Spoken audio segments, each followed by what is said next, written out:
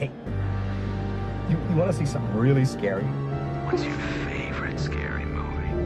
I'm gonna scare the hell out of you. What was living behind that boy's eyes was purely and simply evil. They're coming to get you, Barbara. When there's no more room in hell, the dead will walk here. What's blood for, if not for shedding? Welcome to Fright Night. Welcome back to Jump Scare. I'm Betty. And that would make me Shad. This week we reviewed The Silence of the Lambs, 1991.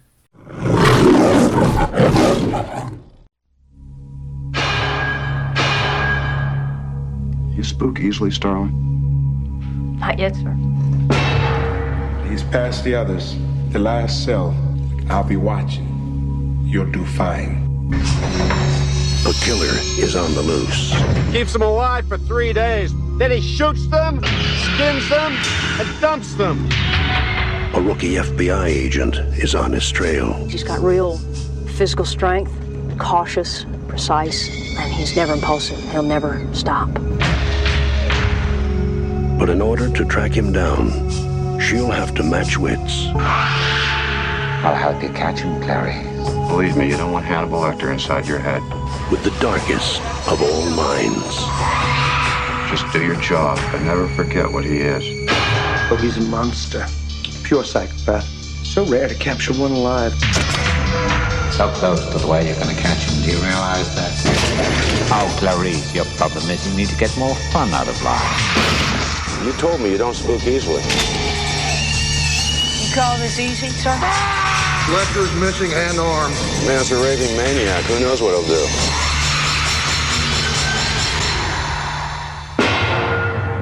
Thank you, Clarice. Thank you.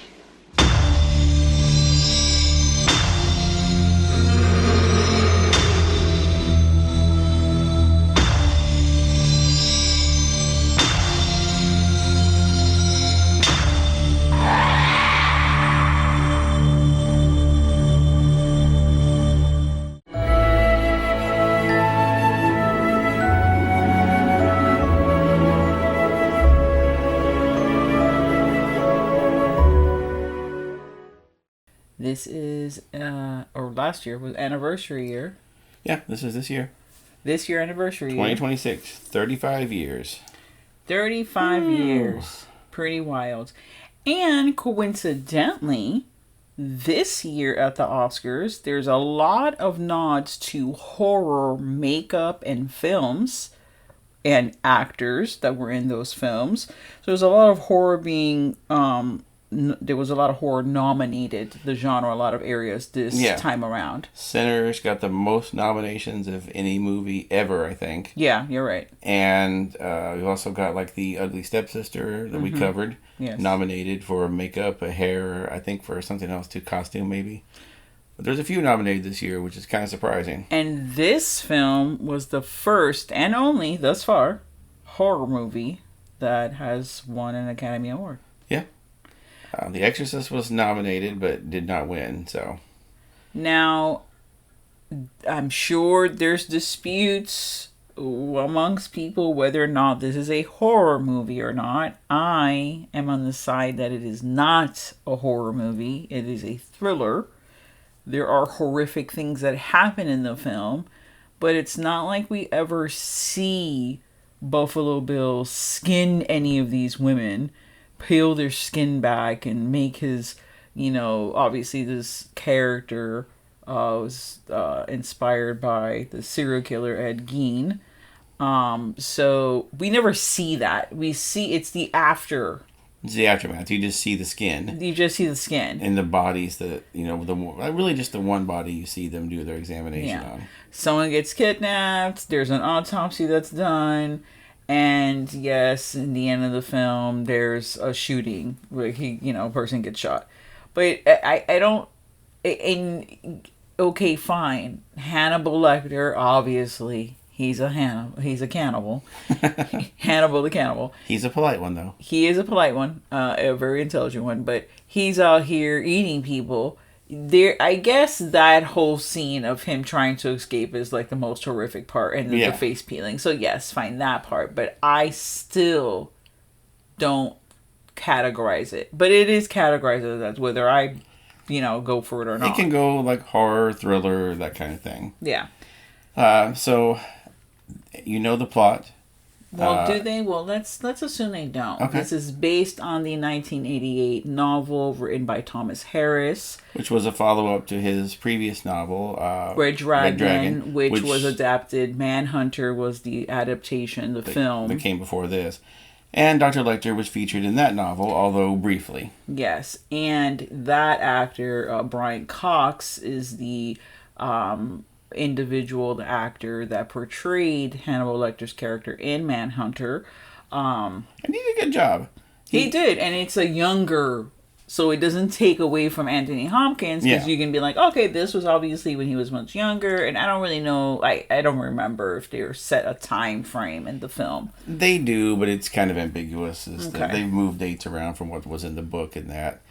Now, obviously, Manhunter is very Michael Mann. It's very bright, very Miami Vice. Lecter's cell is completely different in that. He's been like a, multi-story hospital. He's in just a regular hospital room that they have him in. This one, since they wanted to, be a little more horrific with this one, Dr. Lecter is down in the bottom. He's at the basement, at the very far back. They keep Lecter away from everyone. He's in the glass cell, which so many movies have done the man in a glass cage now. Mm-hmm. You've had that. It was in the Avengers with Loki. It was in the Bond, the Skyfall with the guy in that. They've done it in Star Trek Into Darkness. They've got the guy in the glass cage that they're talking to, and that kind of became a trope that they created with this. And while people remembered Lecter a little bit from Manhunter, he wasn't the main focus of that. He's only in like 5 minutes of that movie. But obviously Thomas Harris liked the character enough that he brought him back. Yeah. And even then in the book, he's not in that much of the book. He's in maybe 40, 50 pages of the book. But mostly the book focuses on Clarice. And of course this is, they've got a serial killer going around named Buffalo Bill. They can't figure out why he's targeting people, and what he's up to.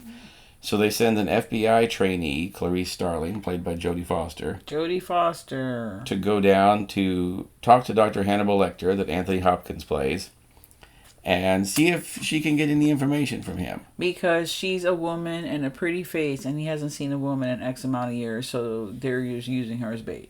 Yep. And they politely tell her so. Yeah. Later they tell her, she's like, did you actually send me down there? He's like, yeah, we thought if we'd sent you with trying to do that, Lecter would have figured it out and it wouldn't have worked. So we just sent you down there and let you kind of blunder around.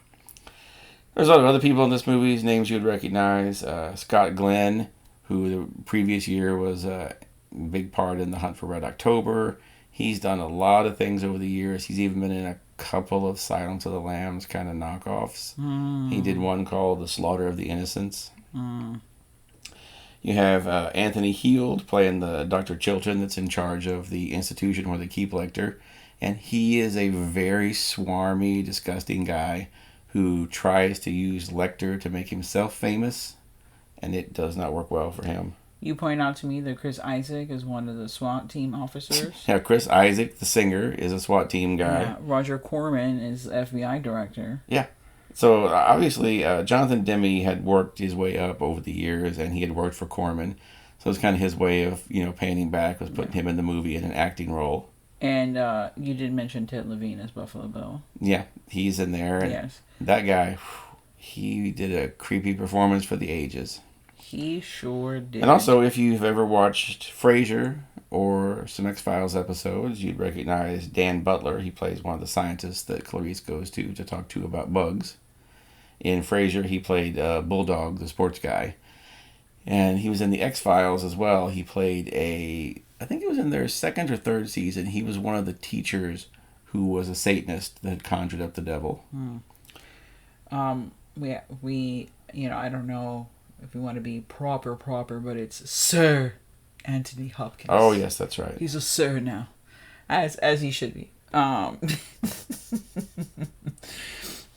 well, yeah, okay, so the film Manhunter came out in 86 and this one came out in 91. Yeah. So we could be like, okay, that's, okay, it's the same person. I mean, obviously it's the same character, but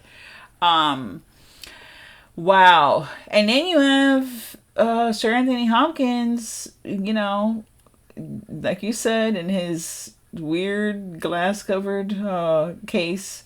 Now, one of the things that is weird to think about this is that for years, Gene Hackman was going to play Hannibal Lecter. I can't. Gene Hackman, it was an incredible actor. But after seeing him run around in like Superman, I could not. That Superman 2 plus ruined it for me. I couldn't have seen him as that character. He still stayed on as a producer of this, so interesting. Yeah. And interesting note, this is one of those movies that gets misquoted all the time because everybody has the thing where she comes around the corner and he says, "Hello, Clarice." No, he just says good morning. He doesn't, because he didn't know her name yet. They just told him an FBI agent was coming, and so but later on though, doesn't he say hello to her? No. Later on, no. Never says good morning because he never meets her in the morning again. Now the her walking through, it's one of those things like I couldn't do it. I couldn't be walking through like an insane asylum or some kind of weird scenario where there's just like men that are just not right in their head. On both sides of the hallway? Yeah. No, I couldn't. No, I don't even care if it was the steel bars. No, I've seen too many movies. You don't never know what could happen. Yeah. It's dangerous.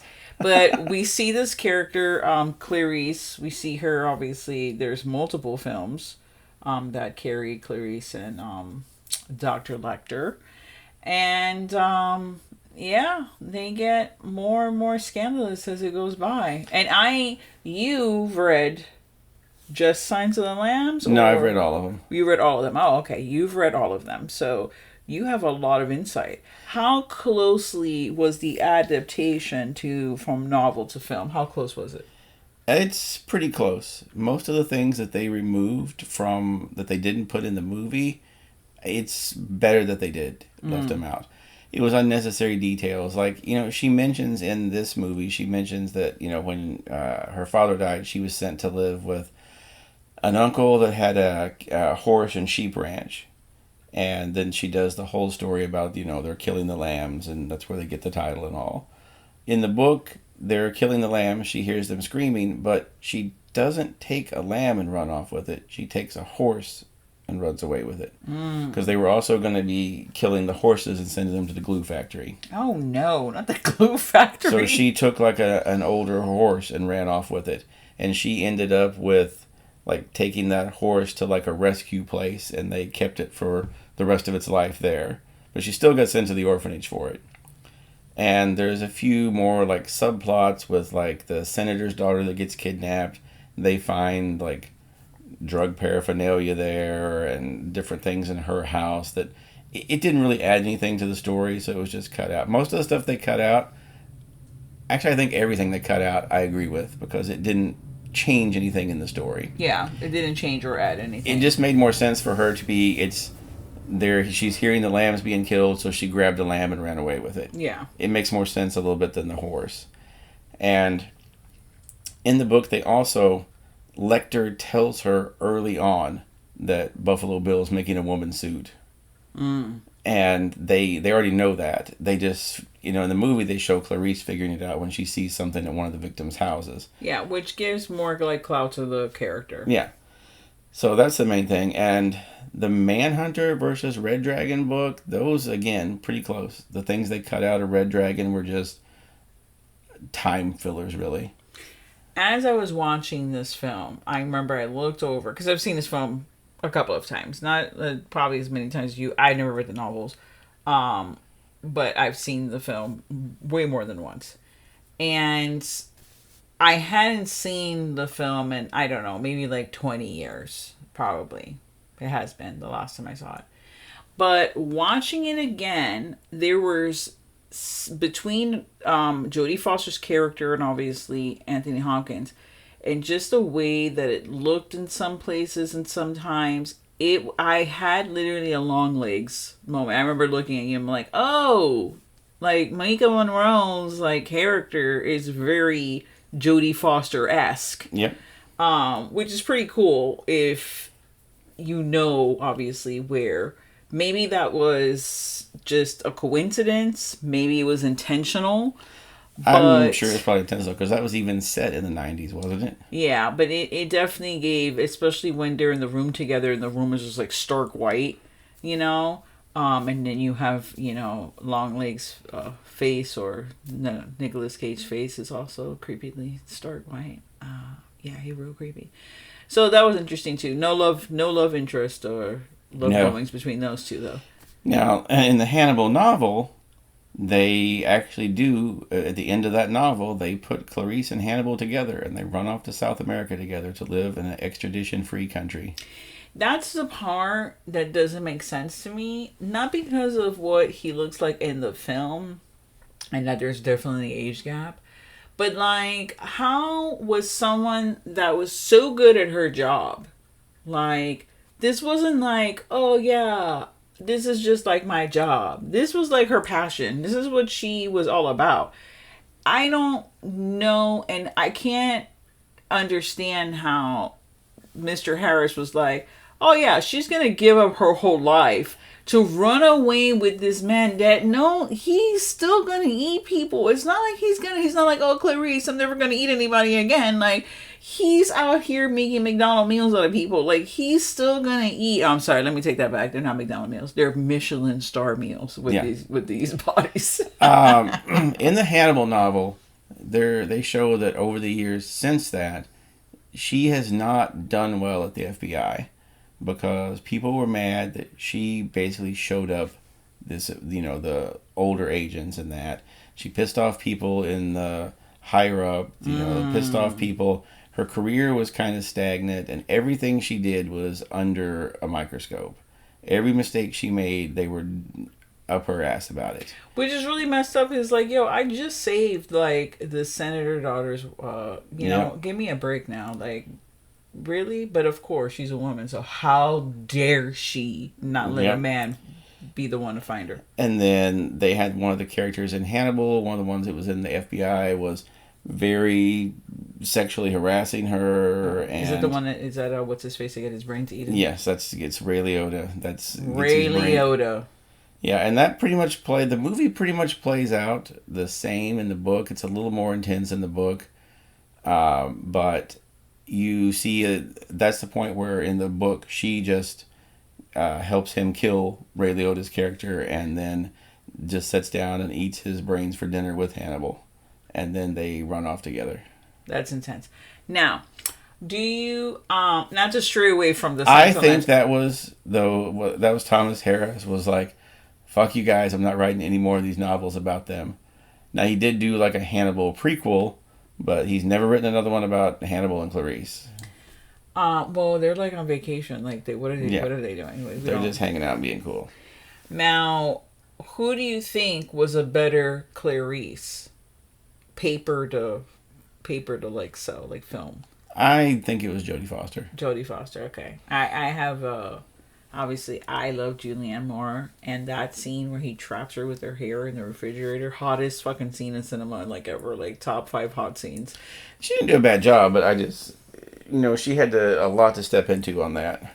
Yeah, it's Jodie Foster. That's a lot going on, and also Jodie Foster has been acting since she was in the womb, so it's a lot of experience she has there.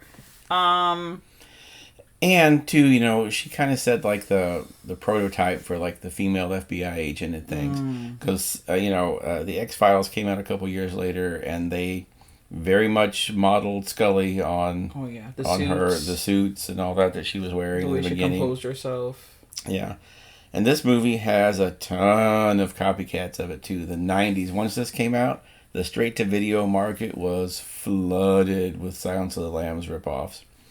You had like the one I mentioned, that Slaughter of the Innocents with Scott Glenn.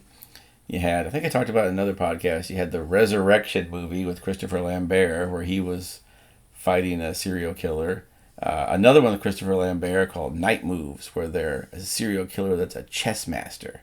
And he's killing people in a grid across the city like a chess game. I'm not making that up. That's a thing that happened. Obviously, you have the movie Copycat.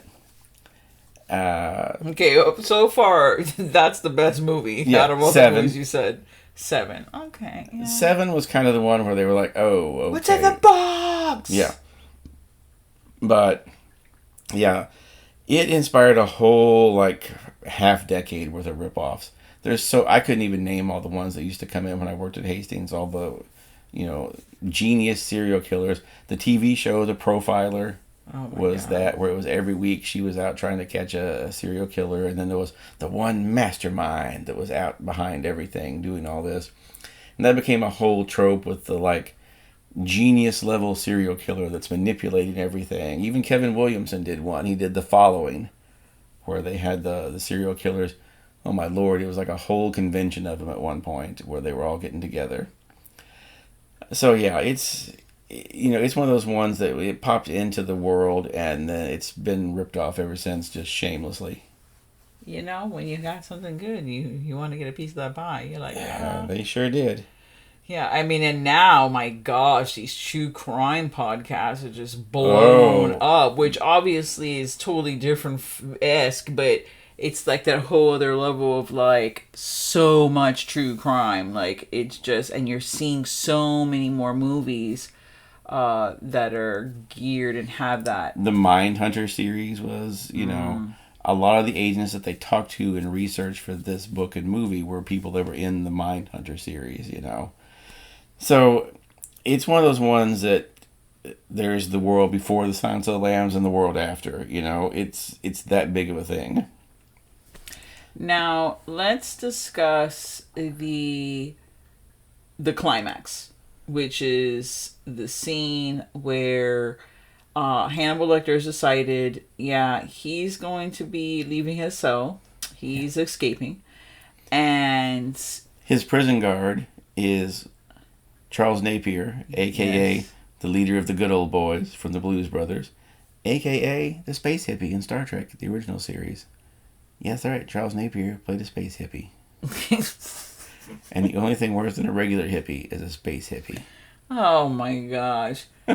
Yes, so, these poor fools, this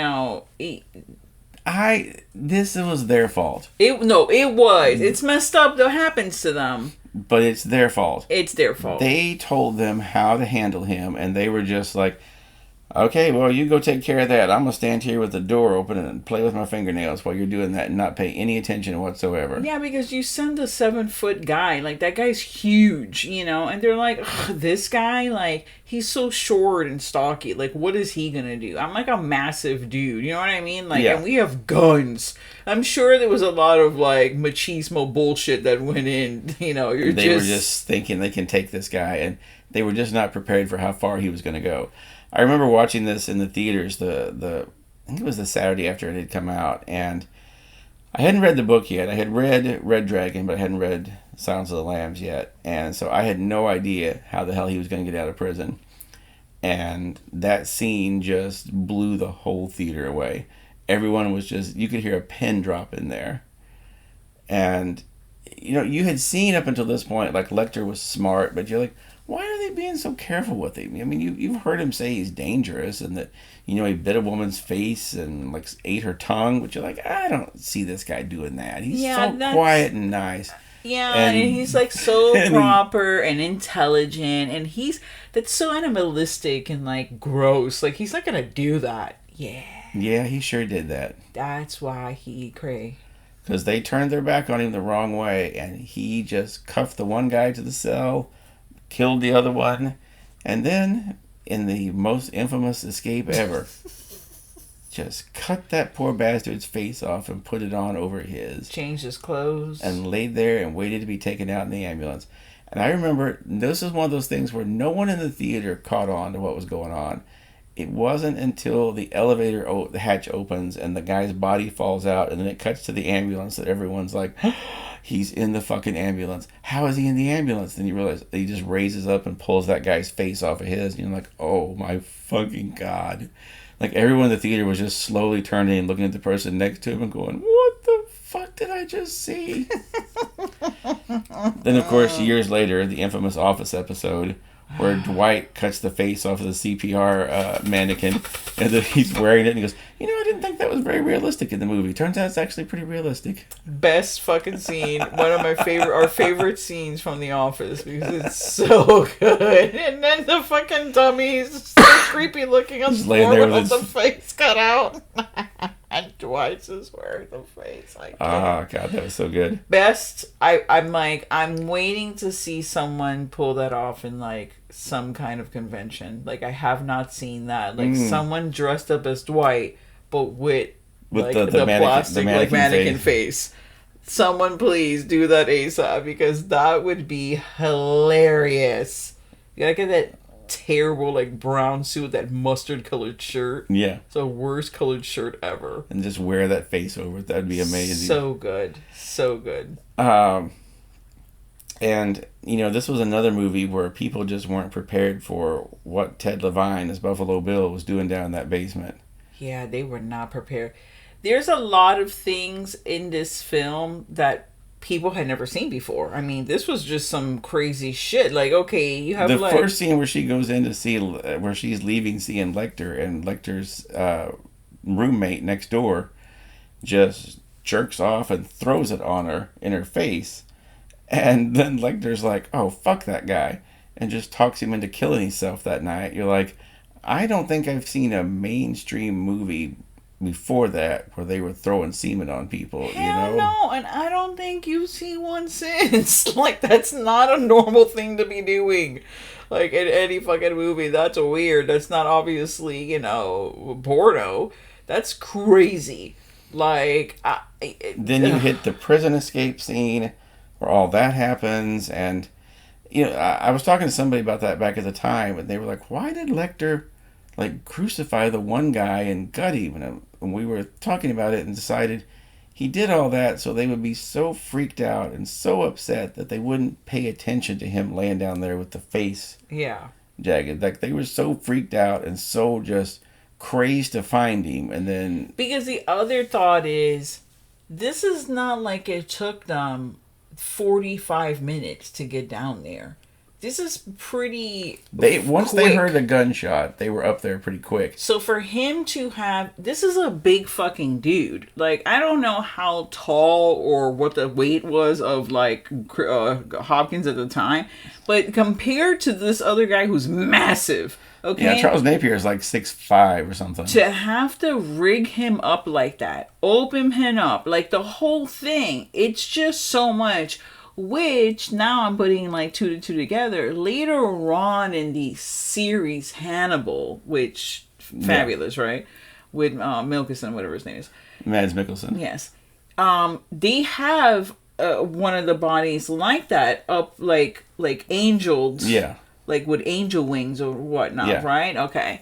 So yeah, it's a lot. Yeah, so yeah, definitely there was a oh shit factor. They walk in and see that, and then see their friend laying there bleeding, gurgling. They're like, "Oh God, call an ambulance!" Exactly, they're not thinking anything of it. They're not thinking straight. That was what he did. Was he took away he freaked them out so much that they didn't think about things logically. They were just running around with guns out trying to find him. But even when you see him sitting there, you see if the face doesn't look right. Yeah, but it looks okay. It's weird. The makeup is just so good. It looks so fucked up. You just think, oh my God, what did Hannibal do to this guy? Exactly. Because you saw him bite him in the face. Yes. So you assume that, okay, maybe he just ate his face. I don't know. Did he, take the whole skin off by the nose in one swoop? How does that work? How do you peel someone's fucking face off, bro? It's a lot. It's just a lot. He was a doctor. So he did the thing they do in the autopsy where they peel the face off. Yeah. So. Wow. So and then that scene freaked everybody out, and then you get to the basement where Buffalo Bill is dancing around wearing his woman suit, and talking about how much he wants to fuck himself, and you're like, oh. While he's wearing the woman's wig, which literally I've seen the movie so many times, it wasn't until this time around for the first time that I was like, wait a second, that's not his hair, that's someone else's scalp. Yep, he scalped them and took their hair. I was like, whoa, that's okay. Yeah. Okay. Which, a lot of people have problems with this character and whatnot. At the time, that's, that's a lot of psychiatric terms used in this were, it's 35 years ago. Yeah. Lecter just calls someone in this a manic depressive, which they don't use that anymore. It is switched to bipolar several years later, and now they're using neurodivergent. Yeah. So a lot of the terminology has evolved since this movie. Exactly. And it... At the time, they were in line with what was being said. Yeah. What I don't appreciate in the movie, okay, that they go and they show all the photos of the women that have been attacked and have had a piece of their, like, skin peeled off of them. Like, different parts of their bodies have skin missing, right? And they go and, they're talking about these women, how they're full-figured or fat. And I'm like, hello, a size 14? Like, when I think about a size 14, mind you, in 1991, yes, I could see, like, oh, okay, a size 14 woman. But Marilyn Monroe was a full-figured woman. She was no size, like, 2. Like, it's a size 14 is, they're making it seem like she was a fucking 1820. Like, it's not that serious. They're out here just, like, that part of the movie is what made me fucking mad. It was just like, how dare they? But fine, it's the same thing. It's like during that time. Even now, yes, I guess it can be considered Buffalo to be Bill, full when figure. when she asked Buffalo Bill, he's like, oh, was she that great big fat girl? Yeah, great big fat girl. I was like, oh, hell no. I mean, this is a creepy guy wearing people's skin, so he's probably not the most enlightened. Also, the suit looked pretty plumpy. It didn't look like it was like a skin-tight, like, suit that was gonna make him look snatched. Like, it looked pretty, like, rounded. So I don't know. Maybe he wanted to just be comfortable in there. I don't know what was going on. I'm sure that was it.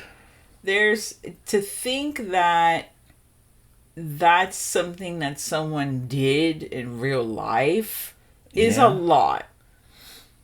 And they've probably done way worse.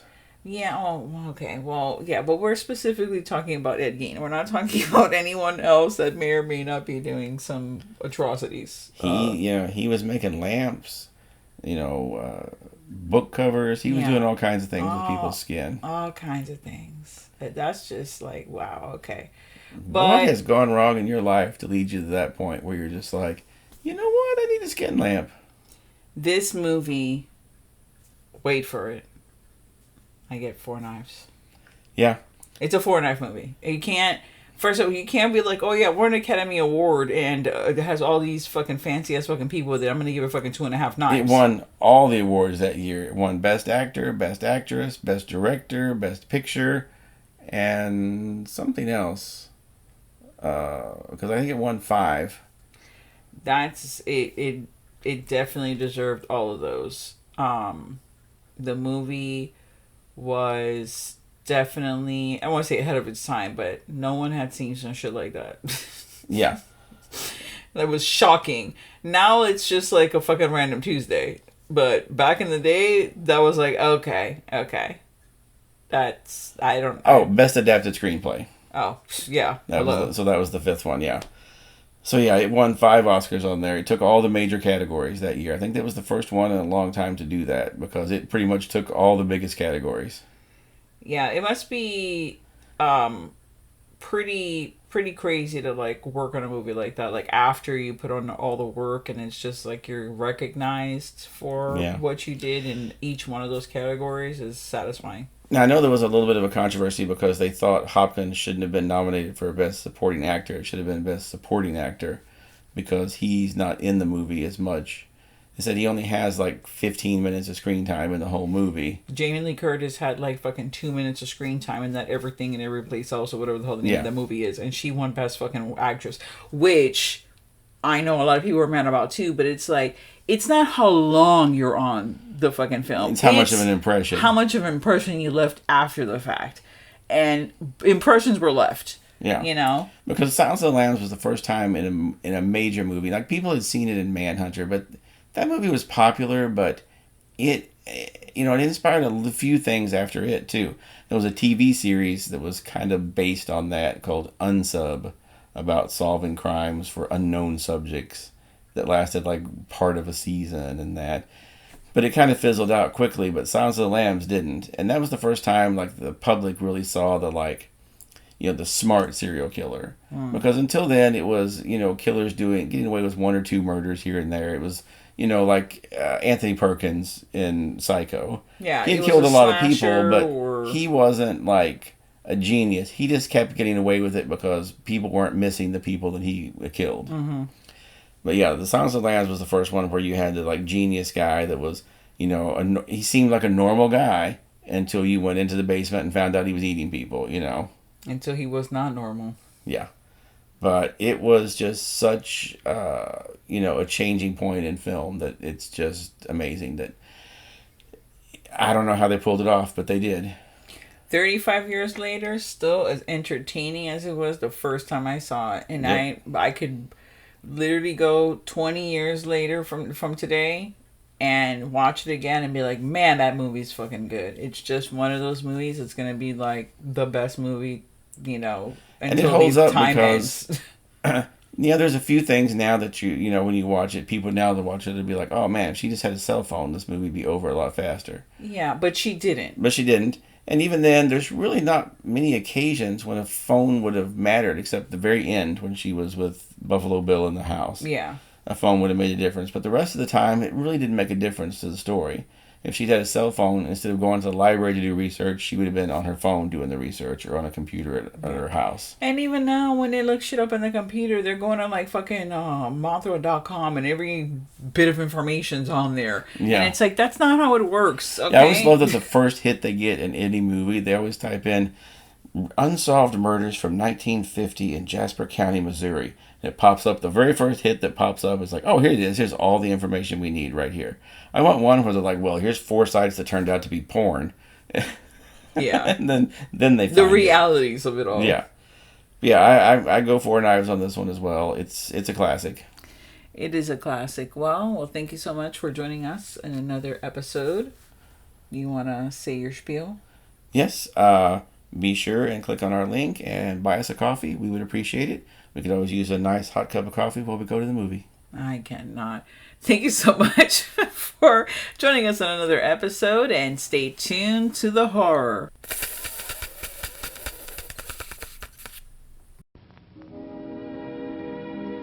And now, folks, it's time to say goodnight. We sincerely appreciate your patronage and hope we've succeeded in bringing you an enjoyable evening of entertainment. Please drive home carefully and come back again soon. Good night.